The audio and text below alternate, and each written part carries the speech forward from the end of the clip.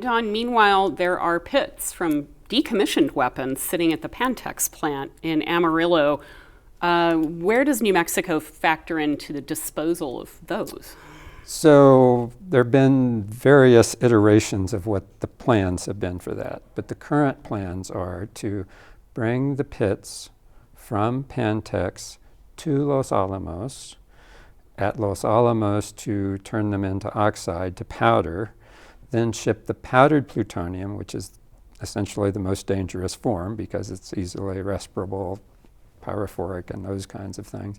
Ship it from Los Alamos to Savannah River site in South Carolina, where they would put a classified material with it to dilute the plutonium powder, and then ship it back to WIPP. So you have more than 3,000 miles of shipping of materials that arguably shouldn't be shipped at all, but certainly it makes no sense to do what they're doing. That's one of the two reasons they want to keep WIPP open for decades longer than it's supposed to. The other is to handle waste from the new pit production at both Los Alamos and at Savannah River in South Carolina. Does that plutonium pit waste, does that a form of waste that WIPP is supposed to be taking? It's supposed to be for low-level waste. That sounds like fairly high-level waste. It's supposed to be for transuranic waste, which is plutonium-contaminated materials rather than pure plutonium. And that's why they can't put pure plutonium into WIPP. That's why they're going through this whatever happens in Savannah. process of shipping it from Pantex to Los Alamos to Savannah River, and then Savannah River to WIPP. Because no, this is not something, and WIPP was also not for new plutonium pit production. WIPP was for Cold War waste, essentially waste that was generated during the Cold War. Some people will remember that the Cold War ended in 1989 when Rocky Flats in Colorado was shut down and the Berlin Wall fell. So, it was waste up until 1989 that was supposed to be going to WIPP. They want to keep WIPP open, we say forever, because essentially they don't have an end date for WIPP's operation. So to put anything they want into it. More importantly, they don't want to develop another repository. The waste isolation pilot plant, in the keyword, in name and in function for many years, was supposed to be the first of multiple geologic repositories. But rather than doing other geologic repositories, they want to say they can bring it all to New Mexico. And that's frankly what will happen unless people of New Mexico do what they are doing, saying, no, we don't agree with that. And state officials in New Mexico say, no, we aren't going to let you do that. Mariah, Don mentioned Cold War legacy waste. There's still quite a bit of that sitting at Los Alamos. There's still waste from the Manhattan Project sitting in Los Alamos. I mean, the amount of waste that's still in Los Alamos blows most people's minds.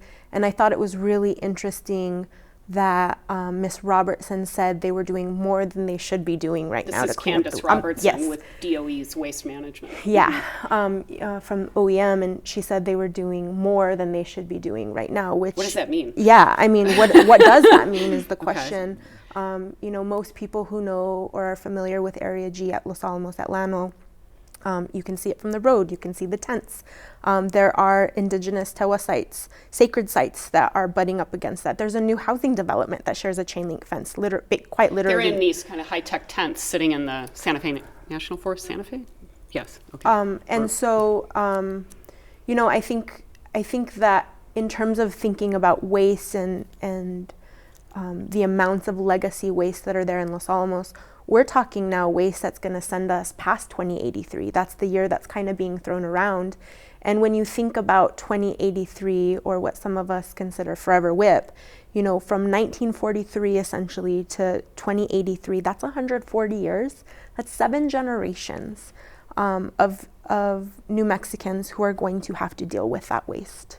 You are from the Pojoaque Valley and have had relatives, I think I still have relatives who work at the lab from the beginning of the Manhattan Project. Director Hruby, talked a lot about the economic impact of the labs at the meeting that was held here. And it's significant, 16,000 people employed at each lab. how do you square this in a place that doesn't have a lot of high-paying jobs like that? Do you want to see the closure of the labs? I mean, I that's such a loaded question. You know, I love to talk I know about you this do. question because there's why I so many different ways to talk about it. For one, let's put it in the form of education. New Mexico is still 50th in the country, according to U.S. News and World Report, for education. Why do we, with 2 national scientific laboratories in the state, why are we last in the country in education? That's one way to think about jobs, right? The other way to think about jobs is, you know, they're touting new jobs. It's always the touting of new jobs that these industries are going to bring into New Mexico, including with WIP, right? And the new pit production. And the new pit production. So with the new pit production, you know, one of the things that we're calling into question is the age of the facility and the security and safety of that facility. We know, or we've heard reports right now, that there are too many people working in that building, more people than should be working in that building. And so, you know, the age of that building in terms of how many people should be there, and they're talking about the jobs. What was interesting to me with Administrator Harubi's, in terms of what she heard, what she actually heard, one of the things she kept coming back to was the housing situation. And this is fascinating to me because a lot of the locals have been priced out of being able to buy, you know, people from my generation who can't afford houses, who can't afford land, who really can't even afford to rent in that area anymore. And, you know, when they're talking about labs and they're talking, jobs and housing, that's not being brought up into this conversation about, you know, the effects on the local economy, right? There's no affordable housing. They're having that conversation in Santa Fe as well. So when we talk about jobs, one of the things that I often say is, yes, there are lots of people who are being employed by the labs, and these are families oftentimes whose lives have been transformed by that economy, and those economic situations that they're in now, you know, can't really be changed. They don't want them to be changed, right? They can't go back to what it was before, which was an agrarian economy. However, that's still a very small percentage of New Mexicans who are benefiting directly off of the labs in that way. And what I often say is, no, I've never said shut down the lab. What I've said is stop making nuclear weapons at the lab. We can switch the mission of the lab to be doing lots of different sorts of scientific work, including work around climate change. Dawn, many may remember there was a radiation release in 2014 at WIP, shut it down for 3 years. But last year, state officials did renew the permit. They do have some regulatory oversight, even though it's a federal facility. They did put certain conditions on the renewal. What are the most important ones? So there are 3 that I would point out, and those came about, I would say, by the Environment Department actually listening to citizens in terms of the concerns were. So I appreciate the Environment Department listening. So one is related to what I mentioned earlier. WIP is the only repository, and DOE has not been interested in developing another repository. So one of the new provisions of the permit requires an annual report from the Department of Energy providing details and enumerated things about their progress on siting another repository in a state other than New Mexico. So that's a first that's going to push. Another provision relates to the legacy waste that we were talking about. It prioritizes legacy waste, including from Los Alamos, to be put into the new rooms that are going to be mined at WIP. Which is in a big salt cavern, It's underground rooms. 2,150 feet underground, embedded salt, that the salt is mined out to create rooms to stack the containers of waste in. The third provision is related to that, requiring DOE to develop, with public involvement, what's called a legacy waste disposal plan. What is the legacy waste in New Mexico and at the other sites that are going to ship to WIP? You know, how much is it? What's the plan to put it into WIP? Because our view is, and the state hopefully is coming to the view, is let's get WIP to be what that mission was and is, and if we can clearly define what's legacy waste and what's not legacy waste, then the state can say, oh, well, what we're going to permit to come into WIP is the legacy waste, and you all can find someplace else. That's why you need to look for another repository for other waste.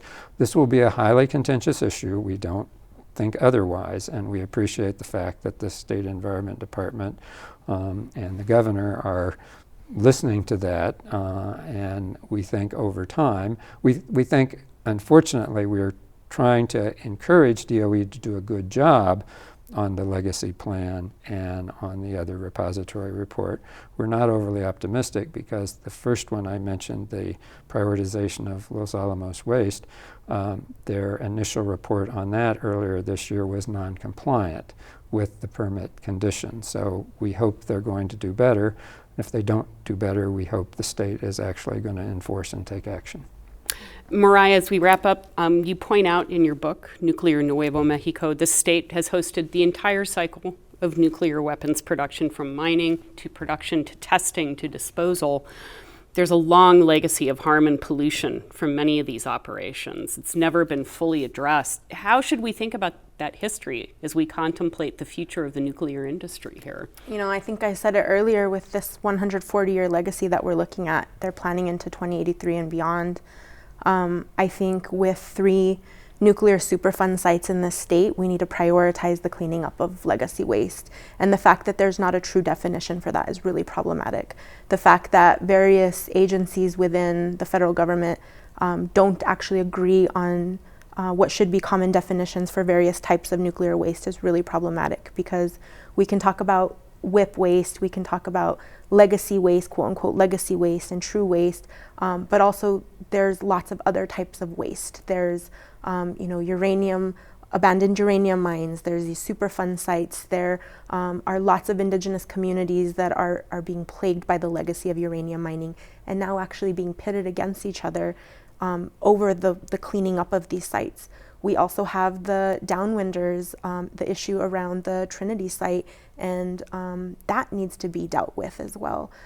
So I think that in terms of thinking about legacy waste, but also the legacy of what the Manhattan Project has done in New Mexico, we really need to think about what this looks like moving forward for the health and safety of not just our bodies, but our bodies of air, our bodies of water, our land. We've seen this just in the last couple of months, how fires and flooding can devastate our environments here in New Mexico. And when we start talking about the siting or the locations of this waste and these other sites, we really need to be considerate of that as well. There have already been 2 major forest fires around Los Alamos National Lab, and we just can't afford to have something like that happen again in the future. Well, Mariah Gomez, Don Hancock, thank you for coming and joining us. I'm sure we'll be talking to you more in the future about all these issues. Thank you very much.